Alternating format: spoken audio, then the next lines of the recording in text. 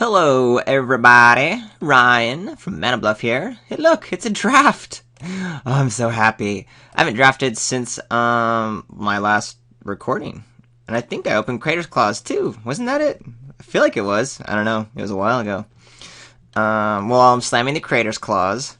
I probably shouldn't be drafting. I haven't drafted in a while because it's the end of my term and finals are next week, and I don't really have time to mess around playing drafts for 2 hours and then uploading videos for 4 hours. I need to be writing right now, but this is way more fun. Okay, Slamming Crater's Claws. Warm the Eye, I love. Chief of Scales, good. Tranquil Clove, I really love. Let's Go 5 colors. Dismal Backwater, same thing. Pretty decent pack. Valley Dasher is the only thing I would not play. I've probably never played Tusk Colossadon or Zion of Glaciers, not because they're unplayable, just because they never have spots in the deck. But boom! Crater's Claws, yeah! Ooh, I love Ice Feather Aven. Do like a Sandstep Citadel too. That's 3 colors out of the 5. Let's see, conservatives. I mean, I actually like Ice Feather Aven here. I'm probably just gonna take it. It is the best card in the pack next to the Sandstep Citadel, arguably, depending upon where you like to go. I like the Ice Feather quite a bit more. Dragon's Eye Savant's also nice. I wouldn't take a solid just red card to go with the Crater's Claws. But this is good to go into Teamer, which is actually a fantastic color combination. As well as just, it's the best card in the pack. Absent Guide's good, but it's 1 extra color. Ice Feather isn't even more powerful anyway. Kieran's good. It's 1 color, which is a bonus, but not as insane. I think we all know that by now. Those of us who've been playing and watching and drafting for forever. We love a Mystic of the Hidden Weighted table, but that's not going to happen. Alright. Hello, Absent Charm. You're a fantastic card. Great white cards here. I'm going to take the Savage Punch, though, to go with the Ice Feather Even. A, it's a fantastic removal spell that's 1 color. B, I want to go Teamer if I can. And C, the only other card that's of that power level would be the Abzan Charm. But if I was going to pick up another color white or something, I'd probably just take the Watcher of the Roost, was also really good. Honorable mention with Force Away, but if I'm going to match a good solid color single removal spell, Savage Punch is way better than Force Away. Just kind of taking note of what's in the pack. Not a lot of strong black, but a lot of black in general. Absent Charm, Nearby Guide Blade, Sidisi's Pet, Roshaka's Secret, all kind of aside from the charm, kind of whatever, but very playable. Oh, Putting Back Brigade also. Just great white, and then a fantastic green card here. Put Even over here in the 3-drop slot as its morph cost. And I'm going to sip some tea at the moment. Excuse the slurping. Yummy. Okay, here, interesting decision. Fantastic uncommons. I'm going to pick between the Aerialist or the Winter Flame. The only other decent cards in the pack that I'd consider would be Monastery Flock. The Mardu Warshrieker and the Sage Eye Harrier are very playable, but not really where this deck's going at the moment. I think I'm going to go ahead and take the Aerialists, even though I think I like the Winter Flame a lot more. Winter Flame starts really putting me in a very specific 3-color combination, whereas Aerialist I can kind of just be hedging towards, blue-green with a splash of red. Certainly Winter Flame can end up being the other splash, but I'd rather just keep the colors low, and I think they're almost equal power level. I mean, Aerialist is really quite fantastic. So I'll go ahead there for mana considerations. 5, 6, that's 3, 4, 5, yeah, there we go. I'm not too sure if that's correct, but I wouldn't mind, like I said, just going the base blue-green. Then we can get a couple of fixers to help Crater's Claws be fantastic splash. And such a good splash, too. One of the cards that is really fun to splash. That or anything like Savage Knuckleblade. That'd be cool in the Splashing Teamer. Ooh. Ooh. Alright, so it looks like we're kind of in the right color combos. Pinewalker's so good. I would love a Secret Planets. I would even fill out my curve at this point in the picks with an Alpine Grizzly. There's no way I'm passing either of these up. I'm going to take the Pinewalker. This could be the start of a Secret Plans deck, but I'd rather just take the super solid awesome morph instead of trying to build around, have it build around me uncommon. And I'll take 1 or 2 of these in the draft, but if it's going this late already, it might even go later on. So I'd rather just have this super serviceable Pinewalker. It's also just one of the most amazing, powerful morph cards anyway. Goes really well with the Savage Punch, so that's fantastic. This is a super late feeder resistance. What you doing in the pack, friendo? I'm not going to take it, sadly, even though it is, like I said, quite fantastic. Best card in the pack.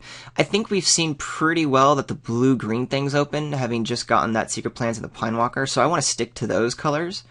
And I don't really need to move into white. It's the first white signal we've gotten anyway. The Alabaster Kyrian pick 2, I mean, whatever. It wasn't like a real signal. Here I'll take the Roar of Challenge over the Longshot Squad. I do like Longshot Squad as a filler, but Roar of the Challenge I'm less likely to see, and if this deck ends up being a pretty good teamer deck with more like Aerialist and Pinewalker type stuff, I'm going to be really happy I have Roar of the Challenge. Whereas again, I could pick up that 4-drop slot a little bit later, such as right now. Super late Hordling Outburst also, but red, if we play, it's going to be our secondary color. I would love to have picked this up early and maybe built around it, but still, I'm liking where this draft is going and what we're seeing in our signals. Still more green playables at this point. Singing Bellstrike is even something I'd pick up to have in the sideboard or just as a filler if I end up needing more. But a really nice start to a green deck with at least a bit of blue or red on the splash. Here, nothing I'm excited for. I could take the Quiet Contemplation, but meh. Trumpet Blast and Active Treason's also meh in this deck. Tusk Colossadon I mentioned is playable, but there's always better things to do at 6, like this Riverwheel Aerialist, so I'll let it go. I'm pretty much never playing Quiet Contemplation. This goes, of course, in the Goblin Slide deck more than it does in the kind of deck I'm building right now. Could take the Harriers because it's a morph, and maybe I end up wanting it, but I'll just take Active Treasons for the sideboard. I don't think it really matters. Maybe I should cut the green just to keep the green from going around more, since I did pass the Secret Plans. Yeah, I should take the Colossadon, I think. I don't think it ultimately matters, but just for good form on the hedging, I would have liked to have cut that green and just have, if I need to, a 6-drop. Here, I will take a green card, but it won't be the Colossadon. I'll take the Dragon Scale Boon. Though the Sign of Glaciers is fantastic, and if we end up going just green-blue, it would be a perfectly fine 4-drop, but I know my drafting, and I tend to be more greedy than having double colors, very good, but still just very good, 4-drops. Whereas, actually, I think Dragon Scale Boon is a really powerful combat trick, and I used to think it was just horrible. Oh my gosh, why is that still there? I'm slamming it, and probably not playing it, but who cares? This card's insane. Any of the tricolored lands are insane. If I get super greedy and we open some other bomb with black or white, I'll move away from Crater's Claws and pick up like a Murderous Cut or something, or like I said, like a black bomb in these colors, or a white bomb, because I already have great fixing. And all the other cards in the pack were just kind of like, whatever, don't need them. Anything great here? Any last minute gifts? No. I'll take, a Sidisi's Pet? I'm not splashing it off the Citadel, but whatever, it's playable. Rashaka's Secret's also, good on the side. Yeah, actually, I'd rather not play against the Secret as much. We'll get rid of it. Adios, friendo. None of these cards will make the cut. I'll take a Sultai Banner in some weird alternate universe. I play a Banner deck, which I'm never looking to play, but it has happened. Singing Bellstrike, we'll pick up. Hopefully it won't stay in the deck, but is very much, like I mentioned earlier when I saw it going around, an option. Teamer Banner is more likely to be the banner we play, if we play a banner. I love where we started off. Nice green. Punch, Aven, Walker, and Aerialist with a little bit of blue. Makes me super duper happy.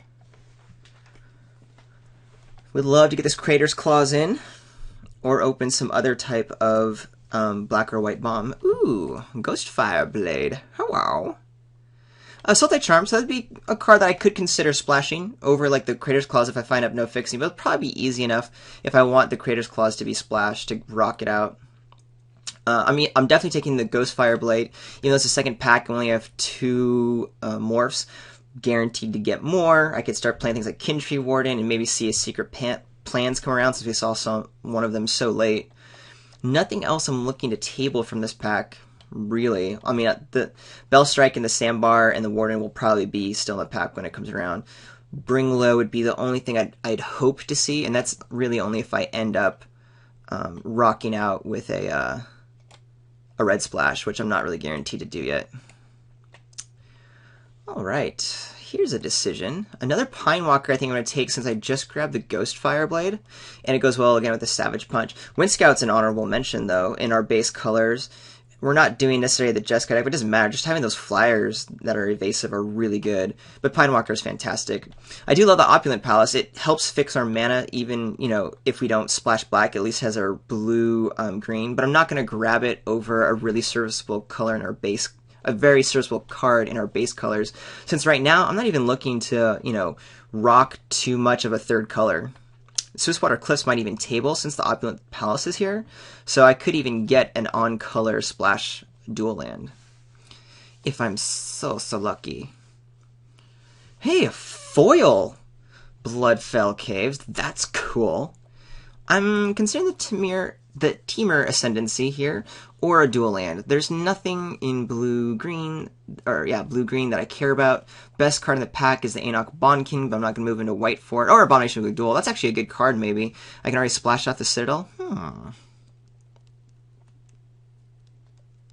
don't love the Ascendancies. This one is one of the more powerful ones, but a lot of my stuff I want to be playing in on the Morph route and not just like hard casting necessarily in order to draw a card. Trample's good, and I'm not even sure I want to be red splashing. In fact, I want to be more just Morph splashing. And I already have, again, the Sandstep Citadel. So I think I will take Abomination. Goes well with the Ghost Fireblade. And I already have some of the fixing for it. Could be right to take one of these. Like, I take the Jungle Hollow to make the black better, but maybe that'll table or something. That's more of a speculation pick, I must admit. Alright, I'm looking now, and it seems to me like that late Secret Plans, maybe someone moved in on it. Because I was cutting green and any, like, the really strong blue pretty hard, even though we didn't take a lot of blue early. But we weren't really passing anything fantastic in blue. Actually, I guess I did pass 2 of the 2-mana bounce spells. So maybe not so much. Still, having picked up the Abomination means I want to pick up the Opulent Palace. We already passed one, and again, it also helps with our base colors. And there's really, I don't want another long shot squad. I'd take a Bitter Relation over the squad, but not over anything like the Opulent Palace. Smite's good. Bitter Revelation. It's got the borders. If I end up getting more Black Delve stuff, could be worth it. But for now, I'm happy with just some nice fixin' online. Here I'll take an Archer, since it is Morph and in our colors. That's really nice. Like we said, we want that to happen. Over this Bitter Revelation, I'm still not sold on black per se. Even though Revelation is a card in a vacuum by itself better than the Archer, I'd rather just take this guy and hope to start building a better Morph deck. I would actually consider the Windstorm over Bitter Revelation, considering I wouldn't mind some help against Flyers, but I'm really not dire against Flyers. Archer is a pick that helps with that, but I have an Aven, the Abomination, the long shot squad for late game, and the aerialist already, so I'm not like super weak. Ooh, Tranquil Cove. I always love nice dual lands, but we're not looking to do white. We're going to splash red or black at this point, and Glacial Stalker is going to be just what the doctor ordered. Just a solid good morph card, and of course any good morph goes with our Ghost Fireblade. Really, we have a really nice Secret Plans deck. If one ends up getting past late, if it happens like in the 3rd pack or something, that'll be fun. Force Away, that's the card I was thinking of. Here I have to make a pretty rough decision. So Force Away, I do love, and is currently where I'm leaning, because it just makes it in our base colors. I like it, it'll be played, gets us where we want to go. And we actually already have a nice set of ferocious creatures with our double Pine Walkers and our Glacial Stalker and Riverwheel Aerialist, eventually the Longshot Squad possibly. And also with Ghost Fireblade pumping up all of our dudes, so ferocious is nice. Dragon's Eye Savant's an honorable mention as a nice cheap morph. We don't really have two hands. Mindswipe though and Swiftwater Cliffs help so much with what I could try to do in splashing red on the Creator's Clause, which is definitely worth the power level.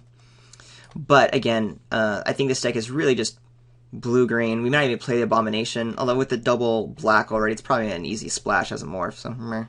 Here I'll take the Temur Charger over the Glacial Stalker. Normally I would take the Stalker over it, but I already have one. Like I said, we're pretty good on the morphs and really good on the ferocious. Temur Charger has a little more versatility if I feel like I want a 2-drop over a morph. Now I'll take the Kintry Warden over my second Singing Bell Strike or the 2-drop Wetland Sandbar. If I need 2 drops, this guy can work for it. And if I end up getting a Secret Plans, the Warden will actually be a welcome inclusion in the deck. Ooh. I'll take the Swiftwater Cliffs now. It means I'm going to be a little bit competing as to do I want to splash the Abomination or the Crater's Claws, and whatever other black or red spell I pick up, I would take. Right now, I would definitely play the Crater's Claws over anything else. Here I will take the Skullkin. Slight leaning to having a little bit of red splashed. Scout the Borders, currently not being played because we're not doing the Delve thing, which is only place I'd want it. Citadel we may not play. We have an Opulent Palace no matter what for our nice blue-green. And then one other, either a black splash or a red splash color. Since we have plenty of morph, no need, the Crater's Claws definitely takes precedence over the Abominations, so something in the third pack would have to move us back into black, even though the Abomination is going to be way easier to cast, in that it's morph and we already have 2 black sources, so it's free. Right now we only have 1 red source, and we only have 1 other blue-green dual land to smooth out our curve. Or smooth out our colors, rather, not our curve. Curve's fantastic right now.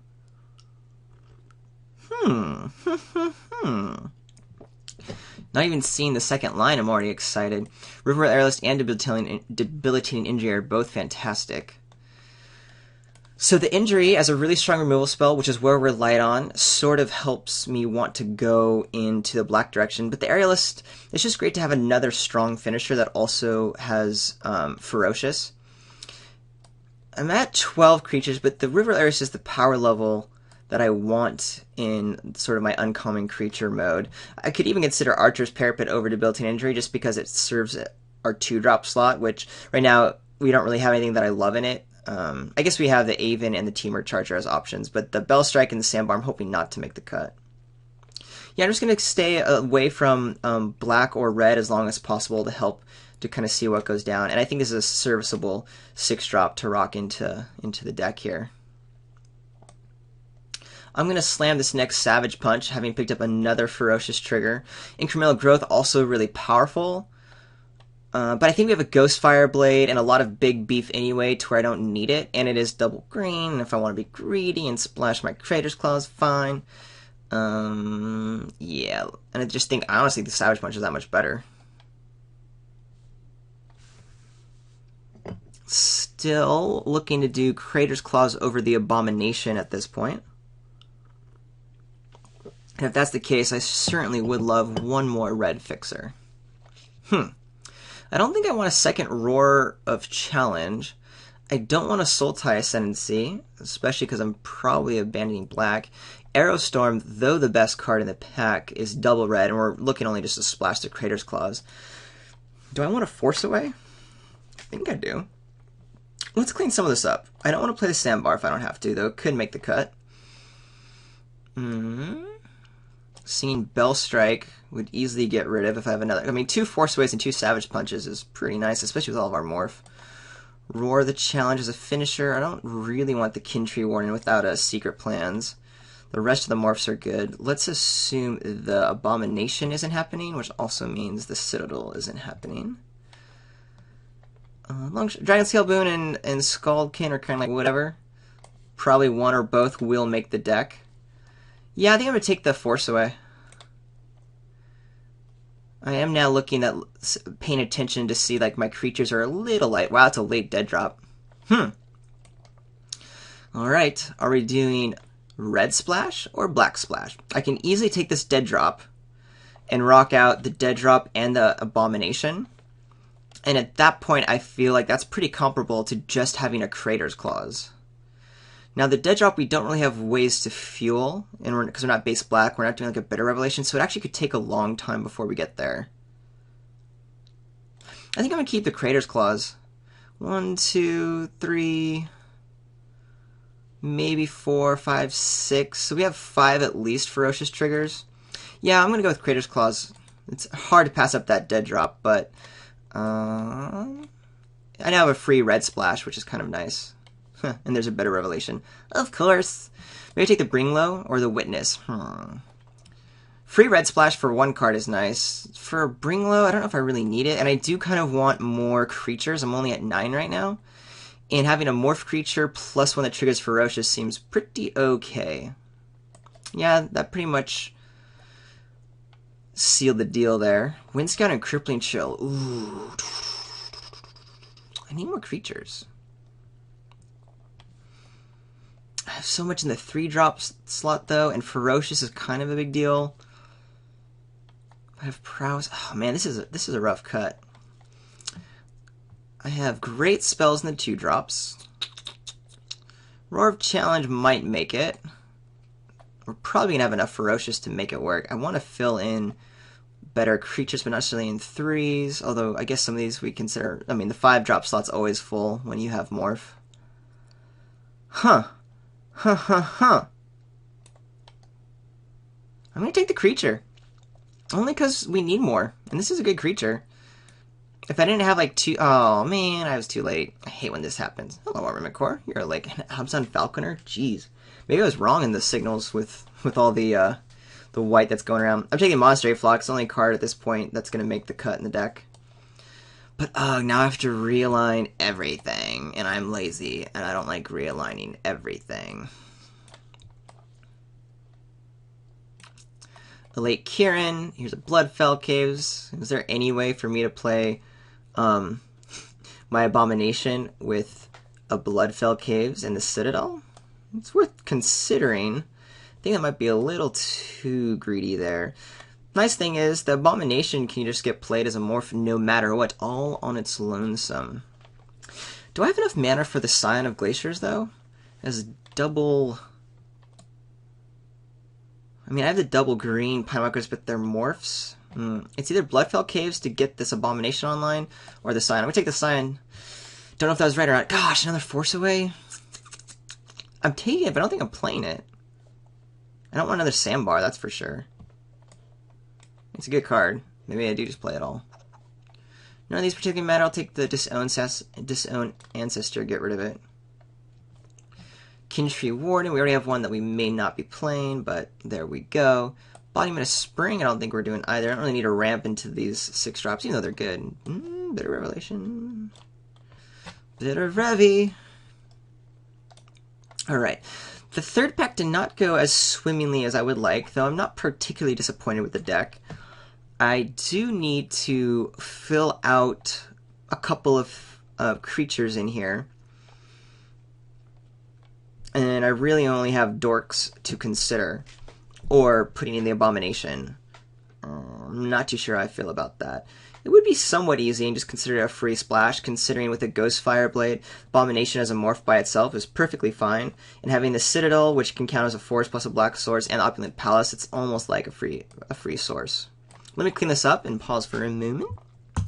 Alright, here are the cards busted down. Initial build here, all of our fantastic morphs, everything except for the Jeskai Wind Scout. Gotta love that. And blue's going to be our base color anyway, so that's perfectly fine in the 3-drop slot. No 2s, but Teamer Charger, Ice Feather, Aven can be considered 2s. And then I think from the sideboard, we'll have the Kintree Wardens and the Wetland Sandbar, Singing Bell Strike, and even Embodiment of Spring if I'm really worried about super fast deck. Though I'll probably just be bringing like a Sandbar and one Warden if I feel like I'm against a fast warrior deck where these guys can trade off admirably in the early stages. And then the 4s, and then of course way more 5s here because we actually have like the Archer, the Pinewalker, or just everything we're going to be flipping from our morphs, and then our nice finishers with the Aerialists. I'm one spell short. I'm at 21 right now. I need 22. Oh yeah, sorry. Here are the spells down here. Definitely doing the Creator's Claws off our 2 Swiftwater Cliffs. I'm not too sure about all 3 Force Waves. I might kill one, but everything else is looking good. But I want another creature for sure. I'm only at 13. I would love 14. So I have to decide between a Kintree Warden and an Abomination. I actually think I'm going to go with the Abomination as a morph with a Ghost Fireblade. That's kind of nice. Also, with the Sand Step Citadel and an Opulent Palace that I'm already playing, I feel like those will be my 2 black sources, and that's fine. If the Abomination just ends up being a 2/2 for 3, that's perfectly serviceable. If I can end up getting one of my black sources online to flip it, that's great too. So I'm cool with that. I'm thinking ahead to mana. I would like one more mountain to really make this splash just insane. I'm not too sure if the mana can support it with the Sign of Glaciers here, but just thinking ahead. The only other thing I want to consider... and here's all the cards I'm never playing. Oh, Bitter Revelation, you're so good, but we're splashing black.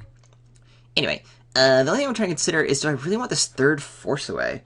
It's kind of a bit much. I definitely want both Savage Punches, and I'll start with 2 Forces Aways. I wouldn't mind that Crippling Chill now. I still like the Jeskai Wind Scout over it, so I'm glad I picked it up since I had to kind of put in a dork creature anyway. I don't think the Dragon Scale boon is better than Force Away, but in terms of versatility, I kind of think this is where I want to go. Being able to pump some dudes in a combat trick from gets like board stalls or just like tricky combats is nice. And I think having 2 Force Aways in the deck already is good. That could be really wrong, but since 4 of my great spells are at 2 mana anyway, getting like an expensive 4 spell, I don't know why, I just feel like diversifying is good. The thing is, Force Away is going to be pretty decent in this deck. We're going to have 1, 2 and a half, 3, 4, 5, 6. Yeah, I guess it's not fantastic. We have 5 Ferocious cards already, with only 6 by themselves spells. However, with Dragon Scale Boon also helps get Ferocious online. Ghost Fireblade gets Ferocious online. Our Longshot Squad and Sign of Glaciers can kind of get there, so yeah, I'm not too bummed about it. I think that's the right call. Just because, I don't think I need 3 Force Aways in the deck. We're not going to be super tempo-y. We don't have that many creatures. We're not an early onslaught. We're going to build out some big dudes, don't get me wrong. It's fine. Mainly, we're going to be using Force Away to set tempo back from our opponent who's flipping their own morphs, or, doing something like a 2-for-1 in a combat trick situation, which is why Force Away is so good. But yeah, I like having 1 Dragon Scale Boon here and 1 Roar Challenge. Tell me if you agree with that. I'm not... My gut isn't telling me that that's particularly perfect. I feel like I might be screwing myself over by not playing the 3rd Force Away. Definitely want to remember it's in the sideboard. It can easily come in handy in the near future. Alright. How are you today? Ooh, there's that mountain, which I kind of want. I don't want that swamp, though, that's for sure. Goodbye, swamp. Let's see where we're at with the rest of our manas. 1, 2, 3, 4, 5, 6, 7, 8 blue sources. Right now, I want another blue, and that's just because of the Sign of Glaciers. I like having the mountain and the 2 Swiftwater Cliffs. Yes, yes, yes. Again, 2 mountains for the 1 Abomination of Dual Flip. Very okay with. And then 1, 2, 3, 4, 5, 6, 7, 8, 9 green sources. I absolutely love. With everything, yeah. So our last land will be that island there. Generally, you want at least 10 sources for any double spell, and that's like minimum. 11 would be great. But our 2 double green creatures are, again, they're morphs, so we can actually get them without 2 forests in hand if we need to. And really, it's just this 1 Sign of Glaciers that we have at double blue, so going down to 9 is okay. And I like the 9-9-3-2 split nicely. Oh, and the 1, because we also have a white source. Because why not? Right? Why not? Cool. This should be a fun deck. I'm looking forward to playing it. Heading off into round 1. See ya shortly.